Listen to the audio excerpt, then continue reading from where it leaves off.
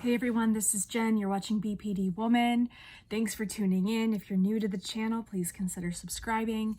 This is a BPD recovery channel that is positive solution-based approaches to helping both those that have been diagnosed with CPTSD, borderline personality disorder, or just someone who may have trouble containing their emotions or finds they're a highly sensitive person.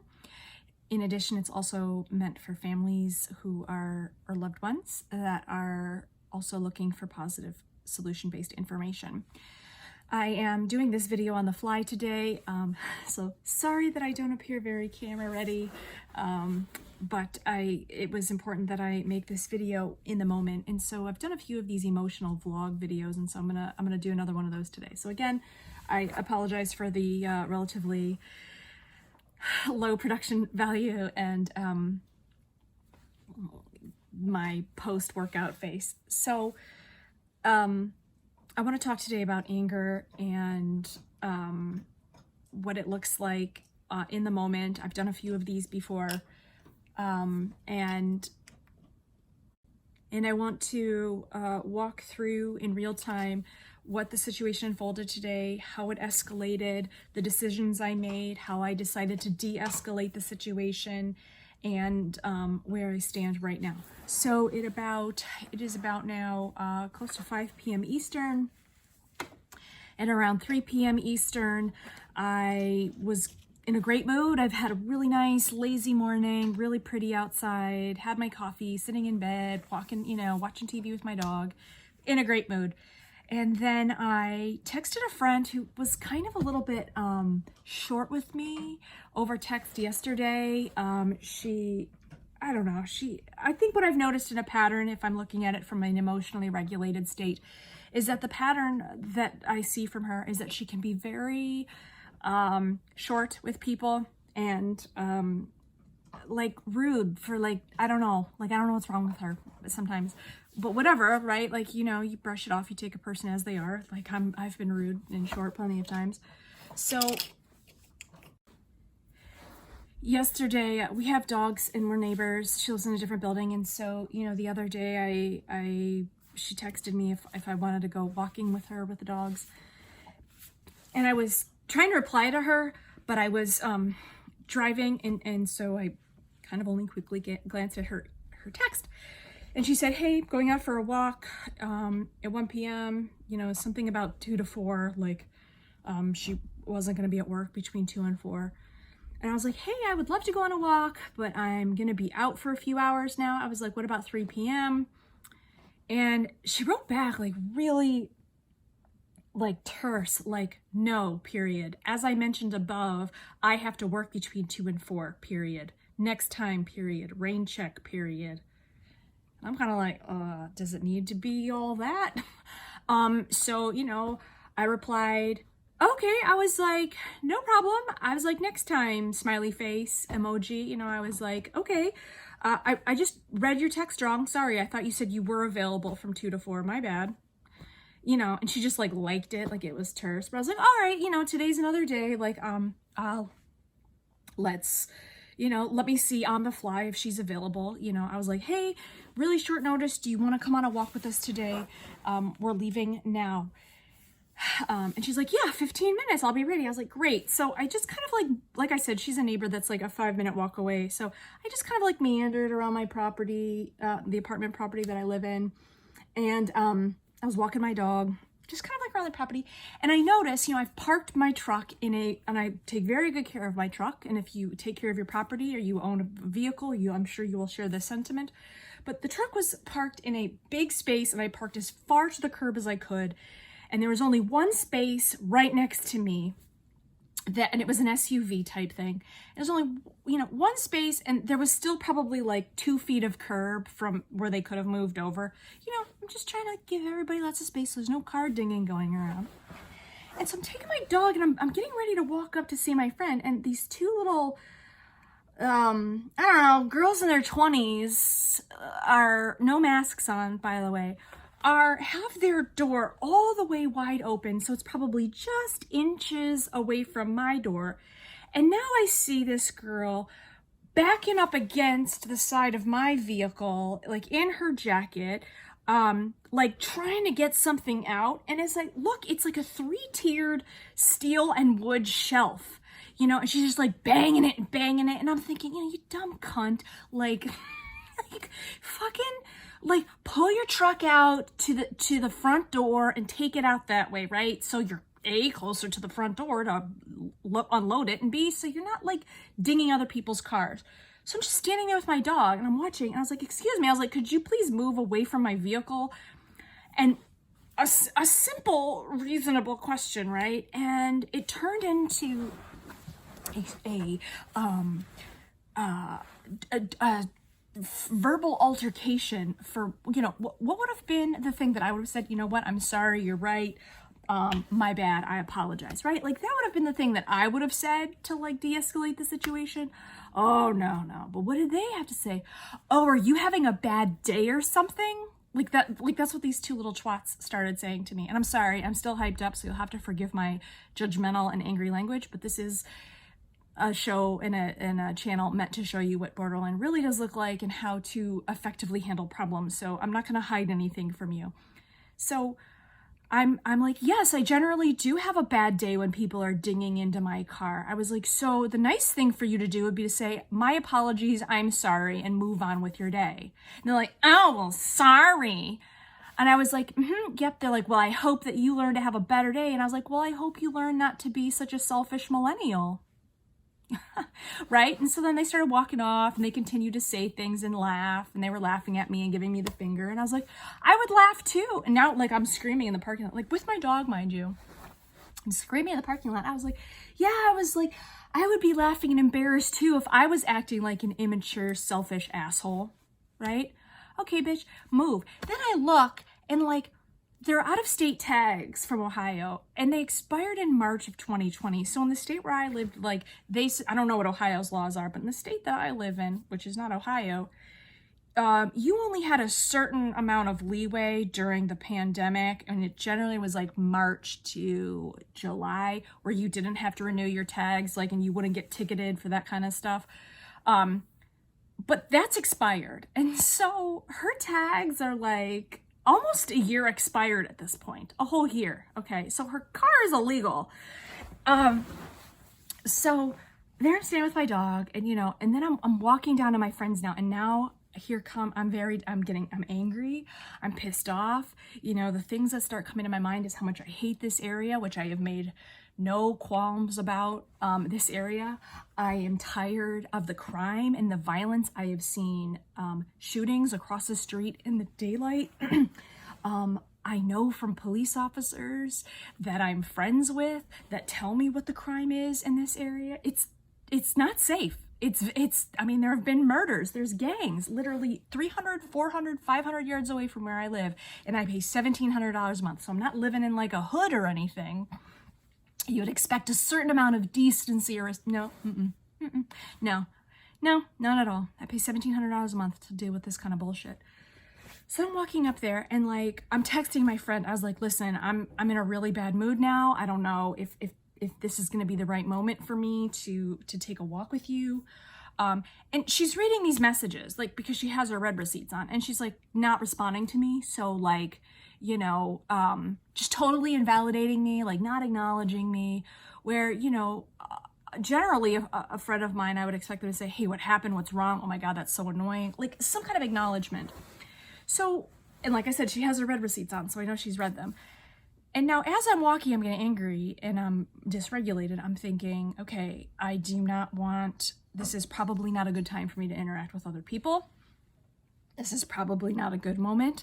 I'm not thinking clearly. I'm riled up. I'm not going to be good company. I'm not going to want to talk. I'm not going to be focused enough right now. I mean, okay, give me 30 minutes, an hour, maybe, but like, I know what my limits are. And in that moment, it certainly wasn't that I want to talk to this other person who, by the way, I'm carrying over from the day before, was a bit terse and rude to me. So we get there and immediately she just starts she starts giving my dog commands, and that's like a big no-no for me. Like, how about you sit? You don't tell my dog to sit, you know. And like, she started doing that immediately. She said nothing about my text. She didn't like go into like, hey, what happened a minute ago? She starts giving my dog commands because my dog's excited and like wants to see her and is kind of like jumping up, not jumping on her, but you know, like animated to my side. And she starts giving her commands. And like 3 times I had to be like, do not give my dog commands. Do not give my dog commands. My dog doesn't listen to you. And you don't, by the way, you don't know what the fuck you're talking about with dog training. Okay. So why don't you just sit it down for a minute? So, then we start then I start talking about what had happened. And what does she do? She immediately goes down to her phone and starts texting someone else, totally not acknowledging me. And now I'm getting even more angry and I'm getting more dysregulated because now I've had this incident come up where someone was clearly disrespecting me. They were clearly out of line. They were clearly jerky, right? So I go to a friend who I think is going to be supportive to me, validating, listening to me, you know, just making eye contact. I'm just, you know, how about just basic making eye contact with me?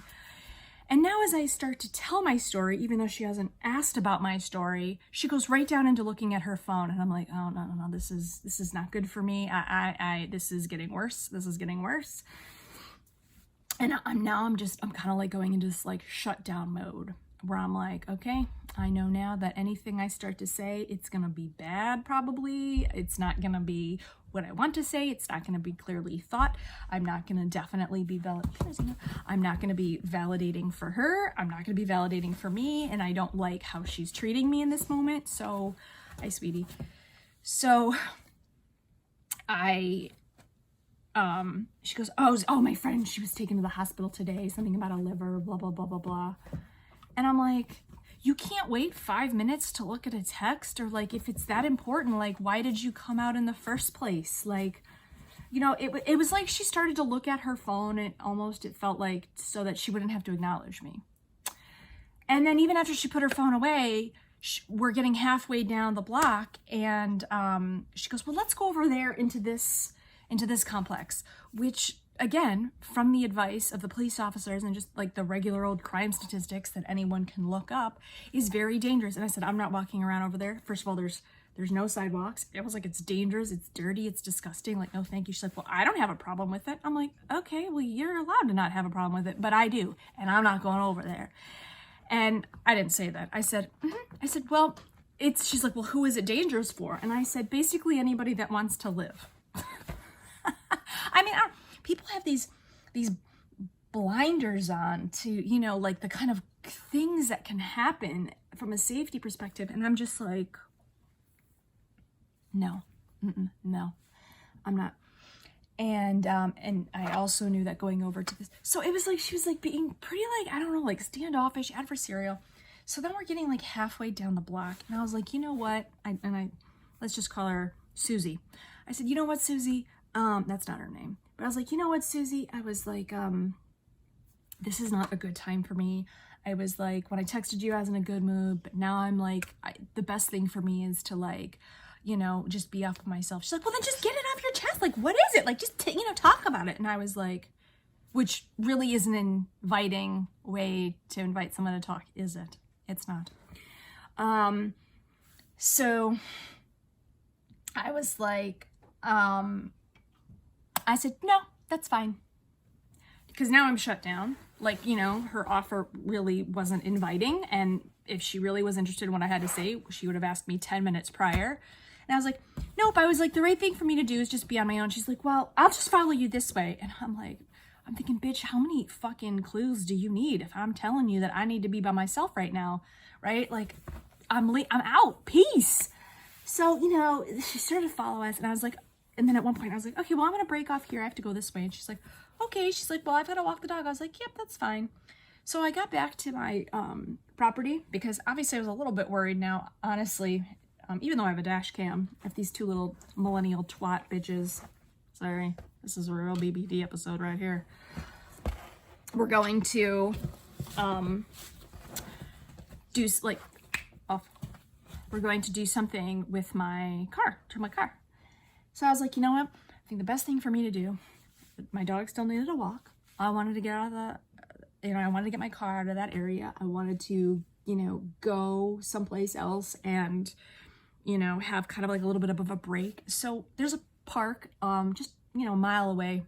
So I took her there and, you know, to walk. We had a really nice walk, like a 1.5 mile walk. It was really pretty, and, you know, it was a nice way to spend some time. And then, you know, kind of at the end, I was like, I hate where I live. I hate where I live so much, and I have kept my mouth quiet about like everything that's happened here. And the grievance list is not small.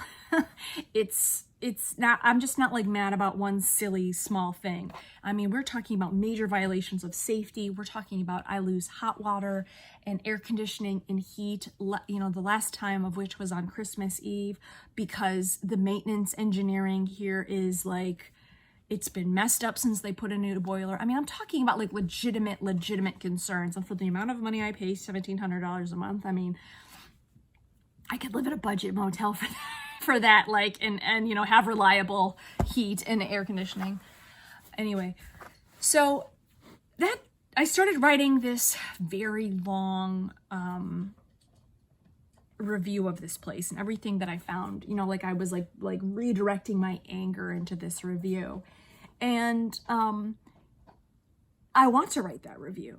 I have legitimate concerns about this place. I'm so tired of this place.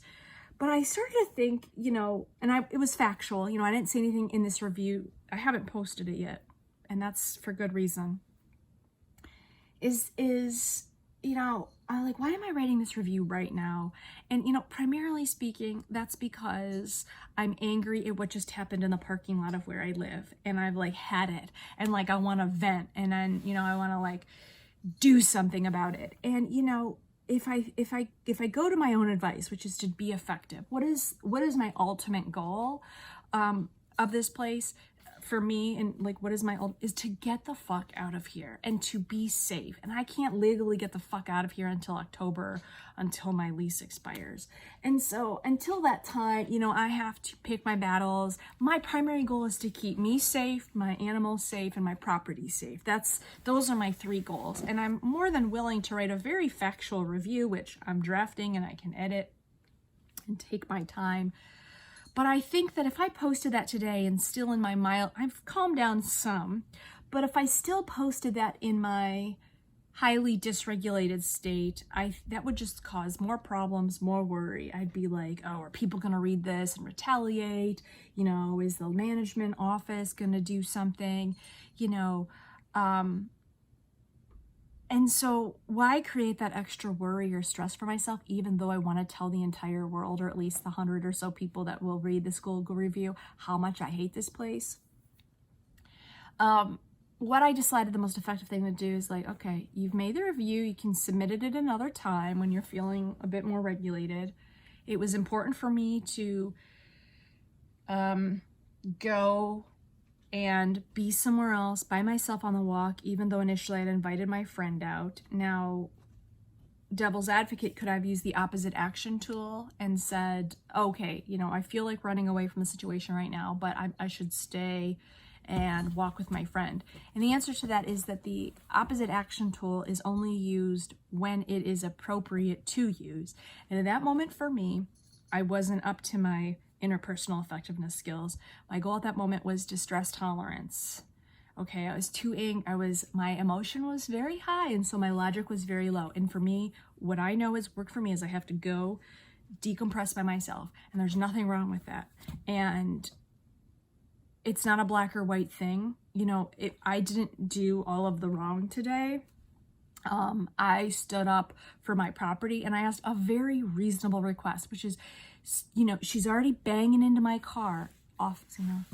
She's already banging into my car with her body, and now she's about to like, and I'm watching it happen, you know, and you know, what's her response? Like, oh, we having a bad day? Yeah, I am having a bad day because you're being a bitch right now, and you're being an irresponsible little twat, you know. No masks, by the way. So what am I going to do for the rest of the night? Well, for the rest of the night, I'm going to catch up on some things that I've wanted to catch up on, which is like exercise, cleaning up a bit, relaxing with the animals, and just getting my emotional baseline back in check. And even though I feel like I was a bit out of control or dysregulated earlier, I wouldn't say out of control. I feel very proud of the actions that I took today. And even though, you know, it may be different than another person's interpretation of what they would do, or maybe it looks different to them or a non-borderline person, it's a good advancement for me. And a situation like this would have dysregulated me for maybe like an entire day or weekend, and it lasted a few hours, and I'm still gonna go ahead with the rest of my evening and have a good time. And I don't feel guilty. I don't feel bad. I don't think that I was in the wrong about anything. I mean, let's check the facts. What did I do? Asked someone not to bang into my property. Had an expectation that my friend would listen to me and validate me and not be terse. You know, and when those things weren't happening, then I had to change the situation for myself. And that's about being effective. You know, what would have the ineffective thing been to do, right? Follow them back into the building, those two girls, you know, continue the argument, have a physical altercation. Would that have been effective? No. You know, I played up my anger and my intimidation to them just enough so that they know that the next time they see my vehicle or they see me, they're going to probably move the other way. And they're not going to probably open the door on my shit again, right? I don't even know if they live here. I have no idea. I've checked the parking lot again. I don't know if they actually live here. But if they do, them bitches are on notice. You know what I mean? Yeah, people can't walk around and do whatever they want to you. You know, you're allowed to stick up for yourself. That's sticking up for yourself is not like borderline-y, you know? If anything, I want them to be a little bit intimidated by me. That's totally fine. That's totally fine with me. That way they keep their fucking distance. That's fine. With my friend, what would have been the ineffective thing to do? Argue with her, start bringing up how I felt like she was rude to me and terse from the previous evening on her text message. It would have been ineffective of me to have kept walking with her and have my anger and like this feeling of being trapped with somebody that I didn't want to be around at that moment build, or having like, it just, that would have been ineffective for me. So again, the goal is to be effective. It doesn't mean, and, you know, kind of erase your mind of what effective is supposed to look like for you or the right thing to do. Forget about the right thing to do. Do the effective thing for you in that situation without betraying who you are or the ethics or morals or goals that you want to live up to. My name's Jen. You've been watching BPD Woman. Please share your thoughts below, comments, consider subscribing, and until I speak with you next time, whatever you do, please be effective.